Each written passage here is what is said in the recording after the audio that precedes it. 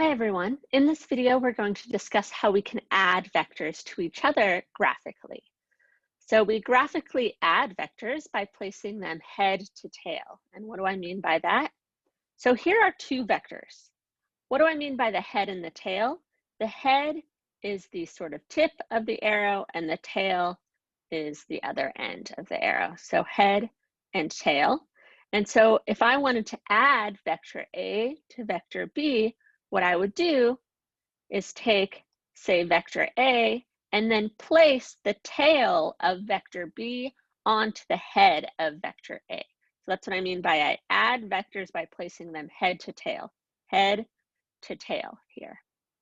So these two vectors were parallel to begin with, and so all we end up with is a longer vector, which I could call vector C. And so I would say vector A plus vector B is equal to vector C, right?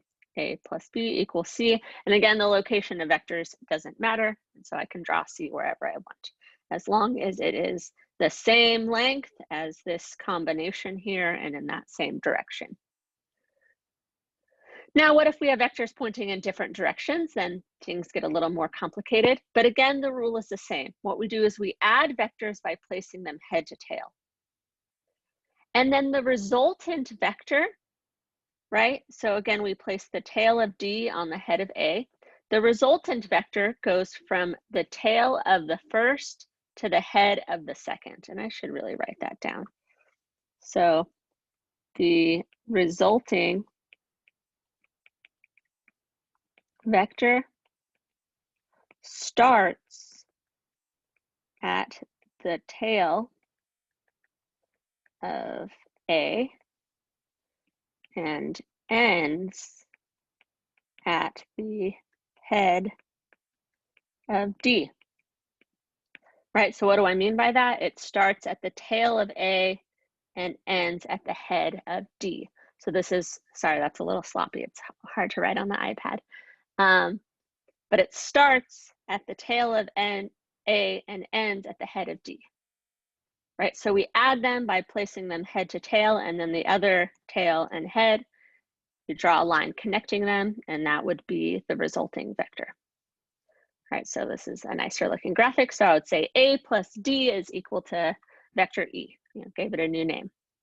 And it would look like this green dashed vector. Finally, if we have two anti-parallel vectors of the same length, where this vector F, we can see visually, is equal to negative A. It's the same length, but pointing in the opposite direction. How do we add these, right? We want to put the tail of F on the head of A. So I'm going to move it over.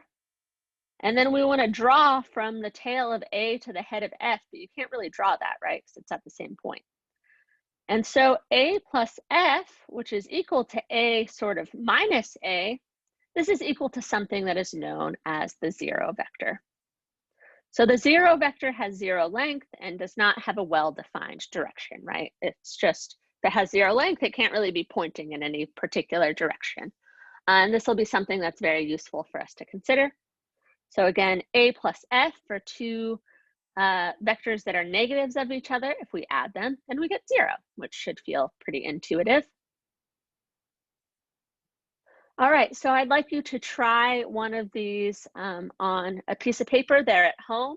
So take vector A, and what you want to do is just draw it on your paper roughly. Try to copy it and make it look like it's pointing sort of in the same direction as I have A here. Just try to copy it down.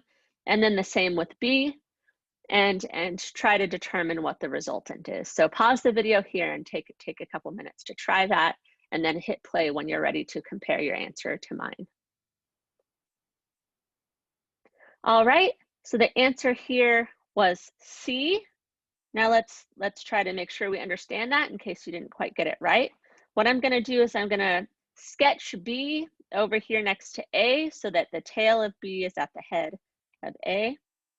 So B is green, and it looks like, let's see, it's about the same length, right? And so the resultant vector starts at the tail of A and ends at the head of B. So it looks like this, right? And you can see clearly this one's not the right answer, this one's not the right answer. Here you have to be careful.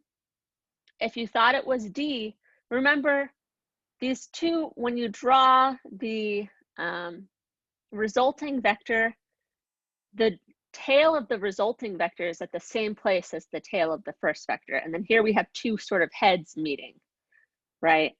So you got to make sure to remember to draw the vector in the correct answer. Otherwise, you might accidentally get the negative as the answer. All right, so we'll do more practice problems in the future on this. But for now, that's the basics of how you can add vectors together graphically.